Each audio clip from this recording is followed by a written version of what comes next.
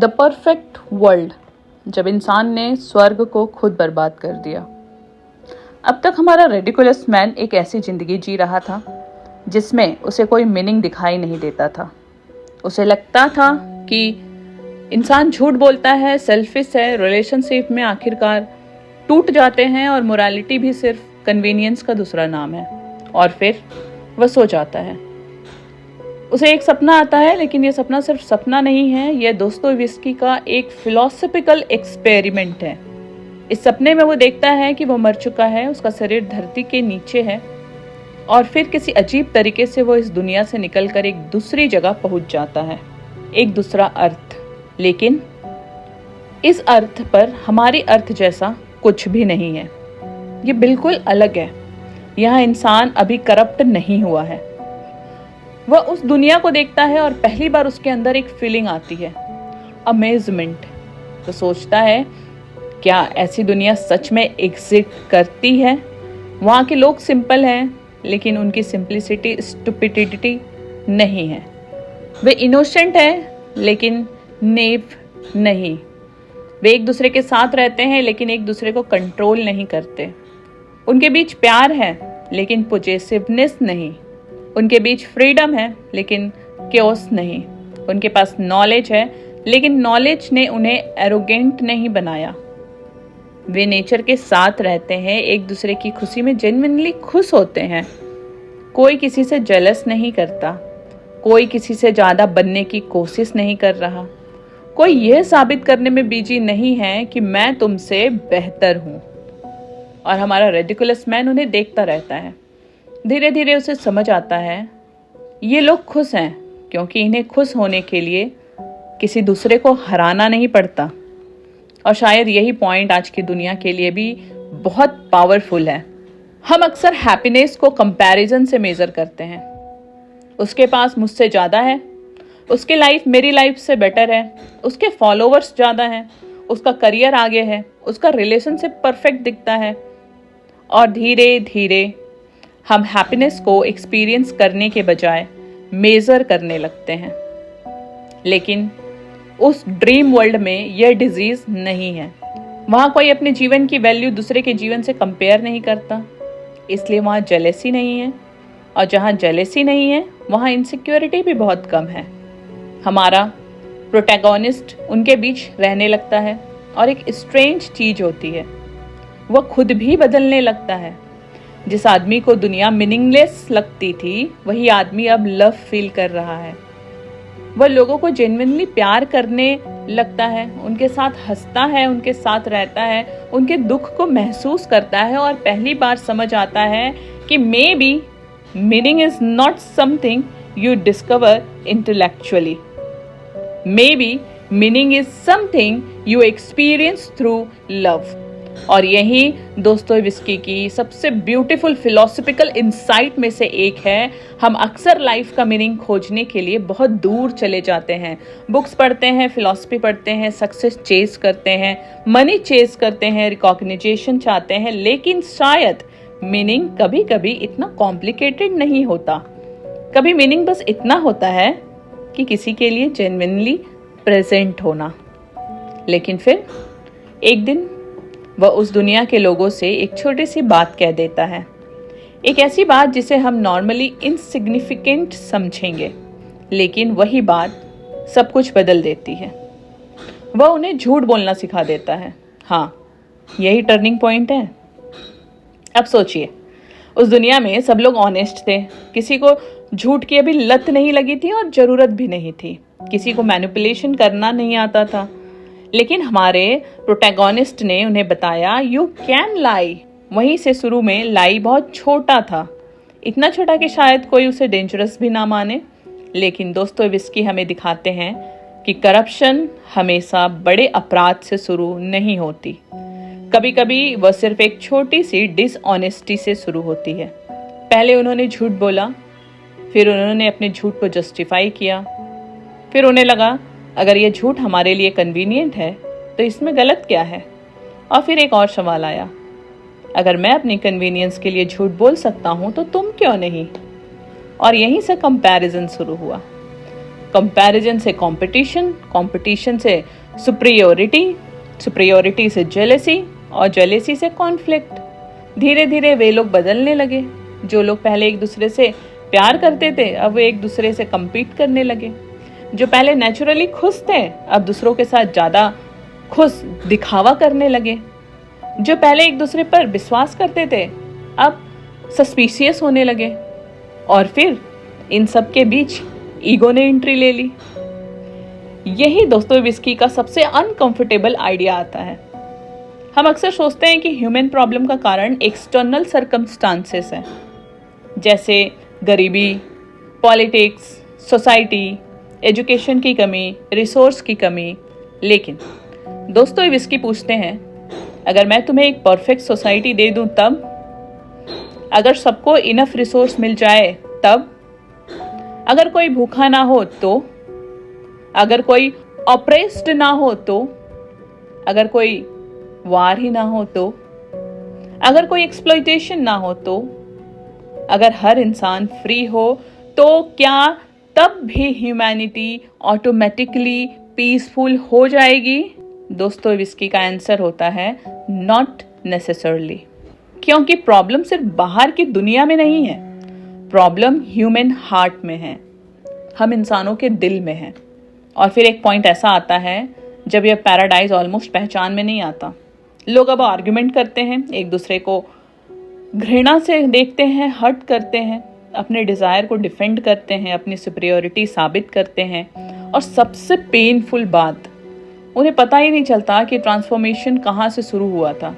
एक छोटा सा झूठ से इतनी बड़ी ट्रेजेडी में वो कैसे बदल गया।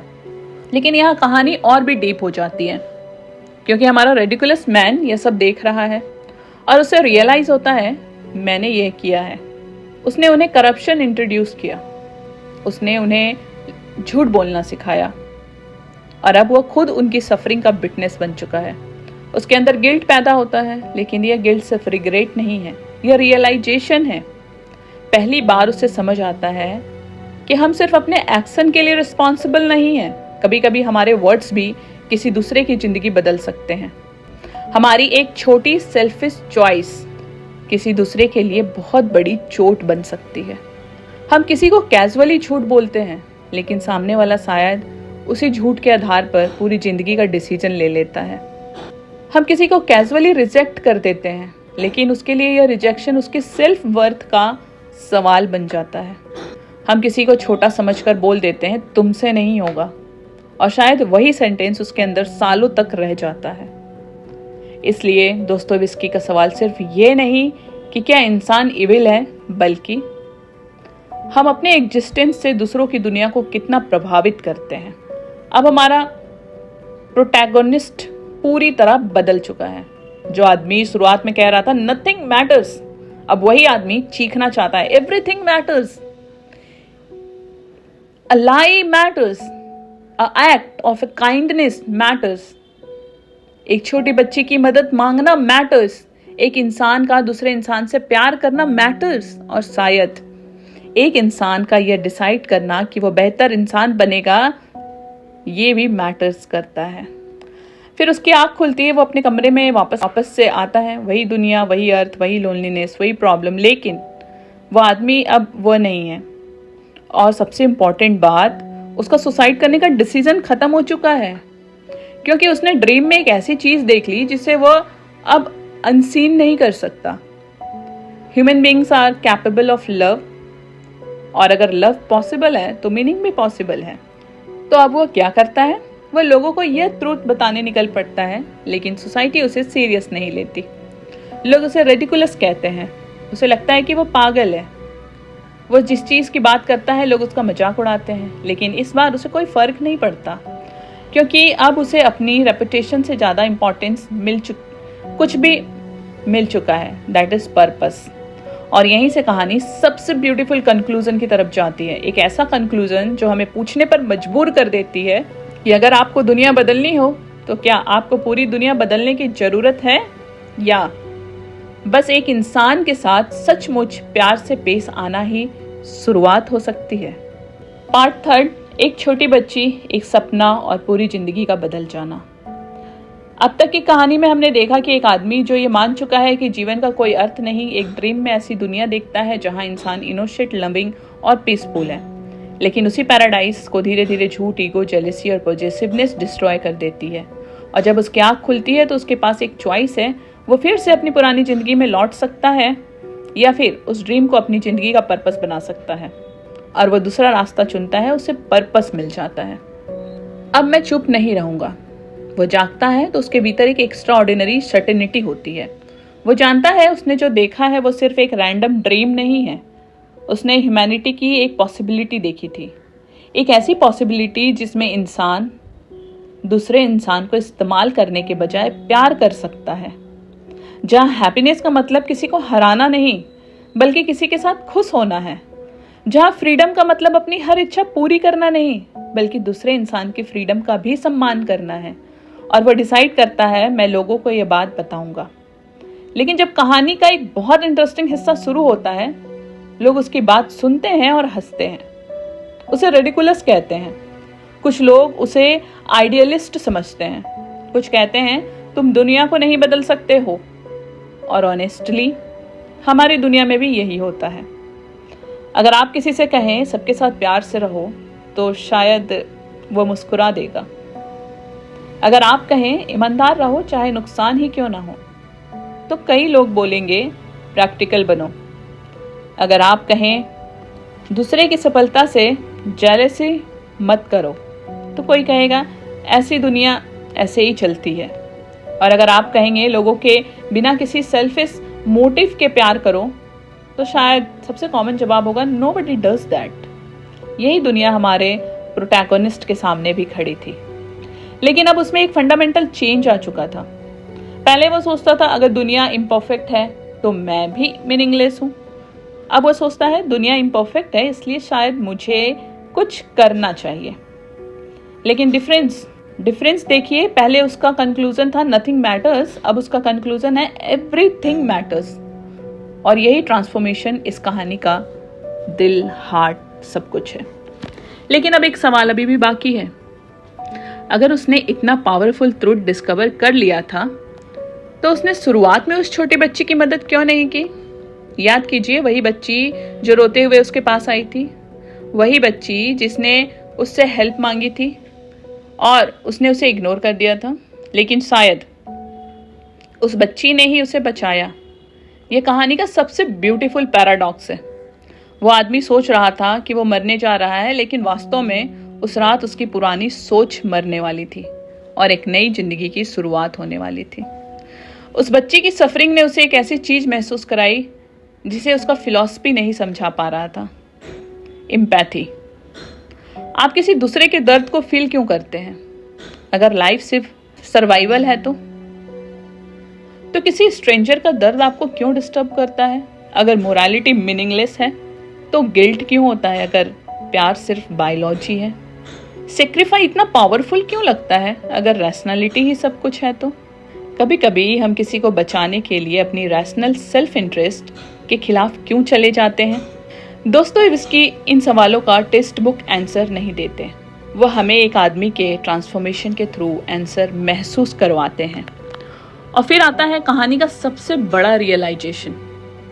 हम अक्सर सोचते हैं कि दुनिया को बदलने के लिए हमें कोई बड़ा काम करना पड़ेगा, एक रिवॉल्यूशन, एक मूवमेंट, एक बड़ी ऑर्गेनाइजेशन, बहुत पैसा, बहुत पावर, बहुत फॉलोअर्स। लेकिन दोस्तों, विस्की का प्रोटैगनिस्ट इससे बिल्कुल अलग कंक्लूजन तक पहुंचाता है। वो कहता है शुरुआत बहुत छोटी हो सकती है, एक इंसान से, एक रिलेशनशिप से, एक एक्ट ऑफ काइंडनेस से, एक ऑनेस्ट कन्वर्सेशन से, एक बच्चे के आंसू को सीरियसली लेने से, एक व्यक्ति को बिना जजमेंट के सुनने से। क्योंकि अगर ह्यूमन बीइंग एक दूसरे के साथ अपने छोटे छोटे इंटरैक्शन बदल दे तो शायद सोसाइटी भी बदल सकती है। और यहाँ इस स्टोरी का कनेक्शन मॉडर्न लाइफ से बहुत स्ट्रांग हो जाता है। हम कहते हैं सोसाइटी बहुत खराब है, लेकिन सोसाइटी आखिर है क्या? हम, आप, मैं, हमारे रिलेशनशिप, हमारी फैमिली, हमारे वर्क प्लेस, हमारी कन्वर्सेशन, हमारे छोटे डिसीजन।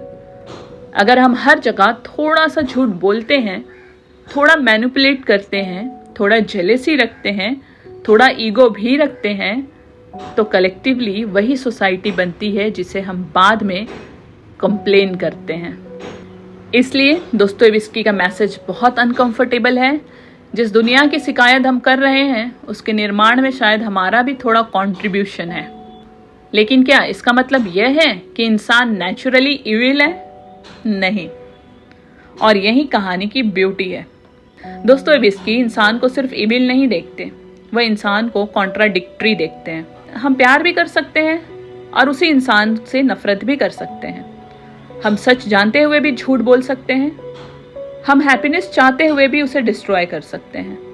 हम फ्रीडम चाहते हुए भी दूसरों को कंट्रोल करना चाहते हैं। हम पीस चाहते हुए भी कॉन्फ्लिक्ट क्रिएट करते हैं और फिर हम अपने ही बिहेवियर को जस्टिफाई भी करते हैं।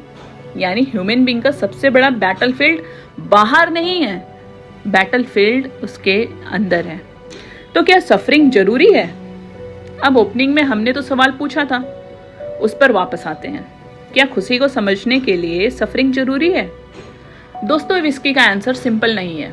वह यह नहीं कहते कि सफरिंग अच्छी चीज है, लेकिन प्रोटैगोनिस्ट की जर्नी हमें दिखाते हैं, समझाते हैं कि कभी कभी सफरिंग हमें उन चीज़ों की वैल्यू समझाती है जिन्हें हम पहले टेकन फॉर ग्रांटेड लेते हैं। जब सब कुछ नॉर्मल था उसे लाइफ मीनिंगलेस लगती थी, लेकिन जब उसने पैराडाइज खोते देखा तब उसे पैराडाइज की वैल्यू समझ आई। जब उसने इनोसेंस को करप्ट होते देखा तब उसे इनोसेंस की कीमत समझ आई। जब उसने लव को टूटते देखा तब उसे लव की पावर समझ आई।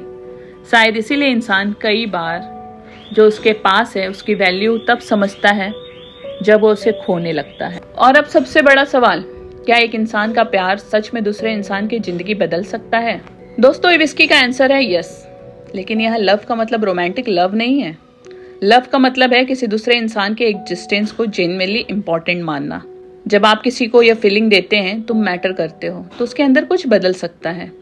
एक बच्चे के लिए, एक पेरेंट के लिए, एक फ्रेंड के लिए, एक स्ट्रेंजर के लिए कभी कभी सिर्फ इतना कहना I am here for you only किसी की पूरी जिंदगी में एक नई शुरुआत बन सकता है। और यही छोटी बच्ची ने अनजाने में किया। उसने उस आदमी को बचाया, लेकिन उसे बचाने के लिए उसे कोई फिलोसफिकल आर्ग्यूमेंट नहीं दिया, उसने सिर्फ मदद मांगी। तो फिर रेडिकुलस कौन था? यहाँ टाइटल का असली मीनिंग सामने आता है। वह आदमी खुद को रेडिकुलस कहता है, लेकिन आखिर में क्या वह सच में रेडिकुलस था? या शायद रेडिकुलस वो सोसाइटी थी जो प्यार को नेफ समझती है, वो कंपैशन को वीकनेस समझती है, ऑनेस्टी को इम्प्रैक्टिकल समझती है और आइडलिज्म पर हंसती है। और शायद दोस्तोयेव्स्की हमसे पूछ रहे हैं, अगर पूरी दुनिया किसी गलत चीज को नॉर्मल मानने लगे तो क्या सही चीज के लिए खड़ा होना रेडिकुलस कहलाएगा? अगर हाँ, तो शायद हम भी थोड़ा रेडिकुलस होने की जरूरत है। कहानी की शुरुआत में हमारा प्रोटैगोनिस्ट कहता है नथिंग मैटर्स। कहानी के बीच में वह देखता है human beings can destroy paradise, और कहानी के अंत तक वो डिस्कवर करता है human being can also rebuild it. यही सबसे इंपॉर्टेंट पॉइंट है। दोस्तोयेव्स्की हमें कोई परफेक्ट वर्ल्ड बनाने का फॉर्मूला नहीं देते। वो हमें बताते हैं कि पैराडाइज कोई जियोग्राफिकल लोकेशन नहीं है, पैराडाइज एक ह्यूमन पॉसिबिलिटी है, जो उसी तरह हेल भी। वह अपने रिलेशनशिप में पैराडाइज बना सकते हैं, उन्हीं रिलेशनशिप को वो हेल भी। एक फैमिली प्यार से भी भरी हो सकती है या ईगो और रिसेंटमेंट से भी। एक मैरिज कंपेनियनशिप हो सकती है या कंट्रोल हो सकती है। एक फ्रेंडशिप सपोर्ट हो सकती है या कंपटीशन हो सकती है। एक वर्क प्लेस ग्रोथ की जगह हो सकती है या फिर इनसिक्योरिटी का बैटलफील्ड। एनवायरनमेंट हमेशा अकेले रिस्पॉन्सिबल नहीं होता, ह्यूमन बिहेवियर ऑल्सो मैटर्स। और शायद इसलिए जब वो आदमी फाइनली अपनी ज़िंदगी को मीनिंग देता है तो उसे कोई नया रिलीजन नहीं मिलता, कोई करोड़ों रुपए नहीं मिलते, कोई फेम नहीं मिलता, कोई पावर नहीं मिलती। उसे मिलती है एक सिंपल सच्चाई, प्यार।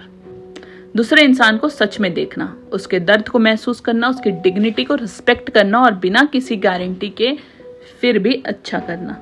और अब आखिरी सवाल, क्या रैशनैलिटी अलोन लाइफ को मीनिंग दे सकती है? अकेले लाइफ को मीनिंग दे सकती है? शायद नहीं। लॉजिक हमें बता सकता है कि कोई चीज़ कैसे काम करती है, साइंस हमें बता सकती है यूनिवर्स कैसे बना, साइकोलॉजी हमें बता सकती है हमारा ब्रेन कैसे बिहेव करता है, लेकिन मुझे किसके लिए जीना चाहिए, मुझे किससे प्यार करना चाहिए, मुझे सफरिंग के बावजूद अच्छा क्यों रहना चाहिए, इन सवालों का जवाब सिर्फ कैलकुलेशन से नहीं मिलता, क्योंकि इंसान सिर्फ रैशनल क्रिएचर्स नहीं है। हम सभी में इमोशन है, मेमोरी है, प्यार है, कॉन्शियसनेस है, और सबसे बढ़कर हम कनेक्शन की तलाश में हैं। और यही था the dream of ridiculous man खत्म होती है। लेकिन शायद असली कहानी यहीं से शुरू होती है, क्योंकि दोस्तोयेव्स्की का प्रोटैगोनिस्ट ड्रीम से जाग गया था। लेकिन अब सवाल हमारे सामने है, हम कब जागेंगे? हम किस झूठ को सच समझकर जी रहे हैं? किस रिलेशनशिप में प्यार की जगह ईगो आ गया है? किस इंसान को हमें बिना समझे जज कर दिया है? और किस हैप्पीनेस को हम कंपैरिजन में खो रहे हैं? और सबसे इम्पॉर्टेंट, अगर हमें पता चल जाए कि जिंदगी का मीनिंग बाहर नहीं हमारे व्यवहार में छिपा है, तो क्या हम आज से अपनी दुनिया में थोड़ी सी बदलाव शुरू कर सकते हैं?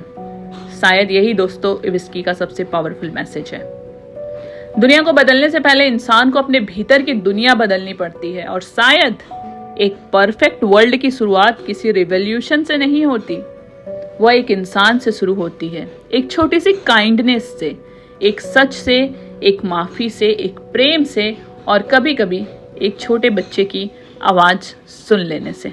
क्योंकि अगर हम सिर्फ सरफेस स्टोरी देखेंगे तो हमें लगेगा एक आदमी सुसाइड करना चाहता था, एक बच्ची मिली, वो सोया, ब्यूटीफुल वर्ल्ड का ड्रीम आया, उससे वर्ल्ड में करप्शन आया, वो जाग कर बदल गया। बस नहीं, असल में ये पूरी कहानी ह्यूमन सिविलाइजेशन और ह्यूमन कॉन्शियसनेस का एक एक्सपेरिमेंट है। और इस एक्सपेरिमेंट में दोस्तोयेव्स्की हमसे पूछते हैं, अगर इंसान को बिना किसी कमी के एक परफेक्ट वर्ल्ड दे दिया जाए तो क्या वो खुश रहेगा? और इसका आंसर है बहुत अनकंफर्टेबल है।